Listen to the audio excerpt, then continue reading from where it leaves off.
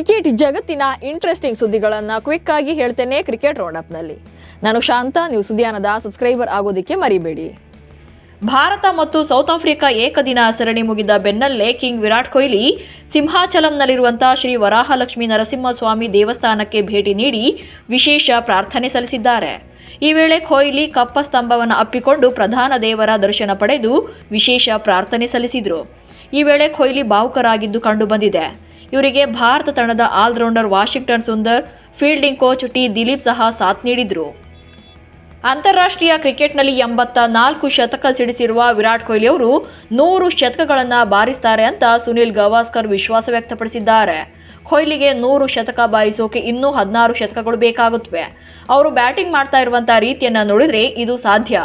New Zealand ವಿರುದ್ಧದ ಸರಣಿಯಲ್ಲೂ ಕೂಡ ಕೊಹ್ಲಿ 2 ಶತಕಗಳನ್ನು ಗಳಿಸುವ ವಿಶ್ವಾಸವಿದೆ ಎಂದಿದ್ದಾರೆ. Team India coach Gautam Gambhir ಹೇಳಿಕೆ 2027ರ ಏಕದಿನ ವಿಶ್ವಕಪ್ಗೆ ರೋಹಿತ್ ಶರ್ಮಾ ಮತ್ತು ಕೊಹ್ಲಿ ಆಡಲ್ವಾ ಎನ್ನುವಂತಹ ಪ್ರಶ್ನೆ ಹುಟ್ಟುವಂತೆ ಮಾಡಿದೆ. ಈ ಬಗ್ಗೆ ಕೇಳಿದಂಥ ಪ್ರಶ್ನೆಗೆ ಉತ್ತರ ನೀಡಿರುವಂತಹ ಗಂಭೀರ್ 2027ರ ಏಕದಿನ ವಿಶ್ವಕಪ್ಗೆ ಇನ್ನೂ ಸುಮಾರು 2 ವರ್ಷ ಟೈಮ್ ಇದೆ. ನಾವು ವರ್ತಮಾನದಲ್ಲಿ ಇರೋದನ್ನ ಕಲಿಬೇಕು. ಟೀಂ ಇಂಡಿಯಾಗೆ ಬರ್ತಾ ಇರುವಂತಹ ಹೊಸ ಹುಡುಗರು ಅವಕಾಶಗಳನ್ನು ಬಾಚಿಕೊಳ್ತಾರೆ ಎಂದು ಮಾರ್ಮಿಕವಾಗಿ ಮಾತನಾಡಿದ್ದಾರೆ. ಈ ಮಾತು ಸಾಕಷ್ಟು ಗೊಂದಲಕ್ಕೆ ಕಾರಣವಾಗಿದೆ. ಗೌತಮ್ ಗಂಭೀರ್ ಬಗ್ಗೆ ಕೇಳಿ ಬರ್ತಾ ಇರುವಂತಹ ಟೀಕೆಗಳಿಗೆ ಭಾರತ ಕ್ರಿಕೆಟ್ ತಂಡದ ಮಾಜಿ ಮುಖ್ಯ ಕೋಚ್ ರವಿಶಾಸ್ತ್ರಿ ಮಾತನಾಡಿದ್ದಾರೆ. ತಂಡ ಸೋತಾಗ ಯಾವಾಗಲೂ ಕೋಚ್ ಕಡೆಗೆ ಬೆರಳು ತೋರಿಸಲಾಗುತ್ತೆ. ನಾನು ಕೋಚ್ ಆಗಿದ್ರೆ ಸೋಲಿನ ಜವಾಬ್ದಾರಿಯನ್ನು ನಾನೇ ತೆಗೆದುಕೊಳ್ತಾ ಇದ್ದೆ. ಪಂದ್ಯ ಗೆದ್ದಾಗ ಆ ಹೆಮ್ಮೆ ಮತ್ತು ಸೋತಾಗ ಟೀಕೆಗಳನ್ನು ತೆಗೆದುಕೊಳ್ಳುವಂತಹ ಸಾಮರ್ಥ್ಯ ನನಗಿರಬೇಕಿತ್ತು. ಆದರೆ ತಾಳ್ಮೆ ಅಗತ್ಯ ಎಂದು ಗೌತಮ್ ಗಂಭೀರ್ಗೆ ಮುಟ್ಟುವ ರೀತಿಯಲ್ಲಿ ಮಾತನಾಡಿದ್ದಾರೆ.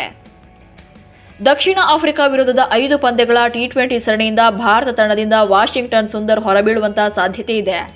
ಆರಂಭಿಕರಾಗಿ ಅಭಿಷೇಕ್ ಶರ್ಮಾ ಜತೆ ಶುಭ್ಮನ್ ಗಿಲ್ ಕಣಕ್ಕಿಳಿಯಲಿದ್ದಾರೆ. ವಿಕೆಟ್ ಕೀಪಿಂಗ್ ಬ್ಯಾಟರ್ ಆಗಿ ಸಂಜು ಸ್ಯಾಮ್ಸನ್, ಬೌಲಿಂಗ್ ವಿಭಾಗದಲ್ಲಿ ಭಾರತ ತಂಡ ಸ್ಪಿನ್ನರ್ಗಳಾದಂಥ ಕುಲ್ದೀಪ್ ಯಾದವ್ ಮತ್ತು ವರುಣ್ ಚಕ್ರವರ್ತಿ ಅವರನ್ನು ಆಡಿಸಬಹುದು. ಜಸ್ಪ್ರೀತ್ ಬುಮ್ರಾ ವೇಗದ ಬೌಲಿಂಗ್ ವಿಭಾಗವನ್ನು ಮುನ್ನಡೆಸಲಿದ್ದಾರೆ. ಹೀಗಾಗಿ ವಾಷಿಂಗ್ಟನ್ ಸುಂದರ್ ಹೊರಬೀಳುವಂತಹ ಸಾಧ್ಯತೆ ಇದೆ. ಡಿಸಿಎಂ ಡಿಕೆ ಶಿವಕುಮಾರ್ ಚಿನ್ನಸ್ವಾಮಿ ಕ್ರೀಡಾಂಗಣದಲ್ಲಿ ಮತ್ತೆ ಅಂತಾರಾಷ್ಟ್ರೀಯ ಮಟ್ಟದ ಪಂದ್ಯಗಳನ್ನು ನಡೆಸುವಂತೆ ಮಾಡೋಕೆ ಪ್ರಯತ್ನ ಪಡೋದಾಗಿ ಹೇಳಿದ ಬೆನ್ನಲ್ಲೇ ಮತ್ತೆ ವಿಘ್ನ ಎದುರಾಗಿದೆ. ಚಿನ್ನಸ್ವಾಮಿ ಕ್ರೀಡಾಂಗಣದಲ್ಲಿ IPL ಪಂದ್ಯಗಳನ್ನು ಆಯೋಜನೆ ಮಾಡಬಾರದು ಅಂತ ಹಿರಿಯ ವಕೀಲ ಅಮೃತೇಶ್ ಎಂಬುವರು ಸಂಬಂಧಪಟ್ಟ ಎಲ್ಲ ಇಲಾಖೆ ಅಧಿಕಾರಿಗಳಿಗೆ ಮನವಿ ಮಾಡಿದ್ದಾರೆ. ಹೈಕೋರ್ಟ್ಗೂ ಕೂಡ ಅಪೀಲು ಸಲ್ಲಿಸಿದ್ದಾರೆ. ಕರ್ನಾಟಕ ರಾಜ್ಯ ಕ್ರಿಕೆಟ್ ಸಂಸ್ಥೆ ಅಧ್ಯಕ್ಷ ಚುನಾವಣೆ ಫಲಿತಾಂಶ ಹೊರಬಿದ್ದಿದೆ. ಮಾಜಿ ಕ್ರಿಕೆಟಿಗ ವೆಂಕಟೇಶ್ ಪ್ರಸಾದ್ ಗೆಲುವು ಸಾಧಿಸಿದ್ದಾರೆ. ಅಧ್ಯಕ್ಷ ಹಾಗೆ ಉಪಾಧ್ಯಕ್ಷ ಸೇರಿ ಒಟ್ಟು 16 ಸ್ಥಾನಗಳಿಗೆ ಚುನಾವಣೆ ನಡೆದಿತ್ತು. ಇದರಲ್ಲಿ ಅಧ್ಯಕ್ಷ ಸ್ಥಾನದಲ್ಲಿದ್ದಂಥ ವೆಂಕಟೇಶ್ ಪ್ರಸಾದ್ 191 ಮತಗಳ ಅಂತರದಿಂದ ಗೆದ್ದು ಬೀಗಿದ್ದಾರೆ. ಇದರೊಂದಿಗೆ ವೆಂಕಟೇಶ್ ಪ್ರಸಾದ್ 12 ವರ್ಷಗಳ ಬಳಿಕ ಮತ್ತೆ ಅಧ್ಯಕ್ಷರಾಗಿ ಆಯ್ಕೆಯಾಗಿದ್ದಾರೆ.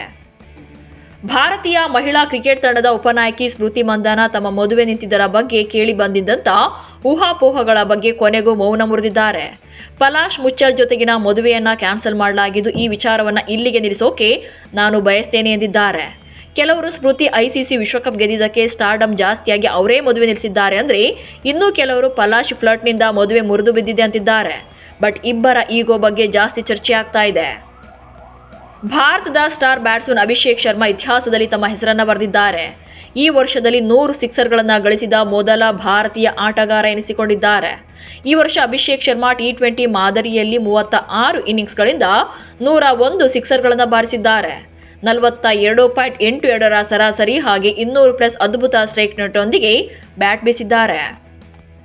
ಏಕದಿನ ಸರಣಿ ಸೋತ ಬೆನ್ನಲ್ಲೇ ಸೌತ್ ಆಫ್ರಿಕಾ ತಂಡದ ಪ್ರಮುಖ ಆಟಗಾರರಿಬ್ಬರನ್ನ ಟೀಂ ಇಂಡಿಯಾ ವಿರುದ್ಧದ 5 ಪಂದ್ಯಗಳ T20 ಸರಣಿಯಿಂದ ಕೈಬಿಡಲಾಗಿದೆ. ಸ್ಫೋಟಕ ದಾಂಡಿಗ ಟೋನಿ ಡಿ ಜೋರ್ಜಿ ಕಾಲು ನೋವಿನಿಂದ ಬಳಲ್ತಾ ಇದ್ದು ತಂಡದಿಂದ ಹೊರಗುಳಿದಿದ್ದಾರೆ. ಹಾಗೆ ಯುವ ವೇಗಿ ಕ್ವೆನಾ ಮಫಾಕ ಎಡ ಮಂಡಿರಜ್ಜು ಸ್ನಾಯುವಿನ ಗಾಯದಿಂದ ಇನ್ನೂ ಸಹ ಚೇತರಿಸಿಕೊಂಡಿಲ್ಲ. ಹೀಗಾಗಿ ಅವರನ್ನ ಸಹ ಸೌತ್ ಆಫ್ರಿಕಾ T20 ತಂಡದಿಂದ ಕೈಬಿಡಲಾಗಿದೆ. ಇವಿಷ್ಟು ಇವತ್ತಿನ ಕ್ರಿಕೆಟ್ ರೌಂಡಪ್ ಸುದ್ದಿಗಳು. ನಮಸ್ಕಾರ.